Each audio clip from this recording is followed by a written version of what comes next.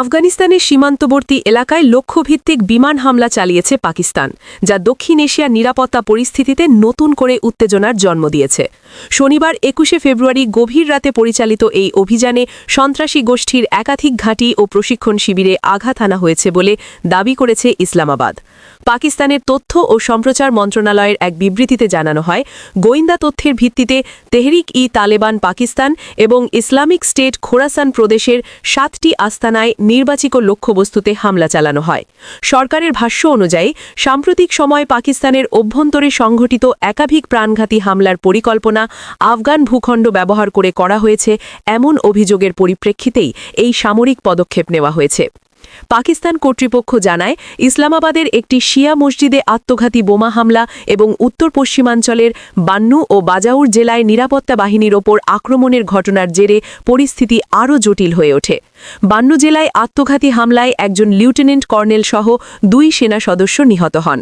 পরদিন বাজাউরে বিস্ফোরক বোঝাই গাড়ি নিয়ে একটি নিরাপত্তা চৌকিতে হামলায় প্রাণ হারান ১১ সেনা সদস্য ও এক শিশু। পাকিস্তানের দাবি, এসব হামলায় জড়িতদের মধ্যে একজন আফগান নাগরিক ছিল এবং সীমান্তের ওপার থেকে সমন্বয় করা হয়েছে।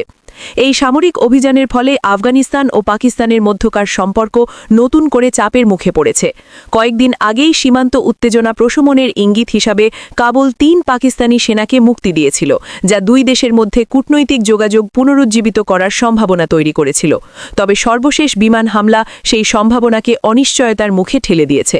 এখনও পর্যন্ত কাবুলের তালেবান প্রশাসনের পক্ষ থেকে এই হামলার বিষয়ে আনুষ্ঠানিক প্রতিক্রিয়া পাওয়া যায়নি। যদিও অতীতে আফগান কর্তৃপক্ষ বারবার পাকিস্তানের অভিযোগ অস্বীকার করে বলেছে, তাদের ভূখণ্ড কোনো দেশের বিরুদ্ধে হামলার জন্য ব্যবহার করতে দেওয়া হয়নি।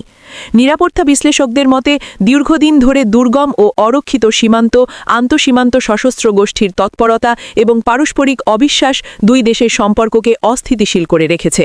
বর্তমান পরিস্থিতি দ্রুত কূটনৈতিক সংলাপের মাধ্যমে নিয়ন্ত্রণে না আনলে আঞ্চলিক নিরাপত্তা আরও ঝুঁকির মুখে পড়তে পারে বলে আশঙ্কা করা হচ্ছে।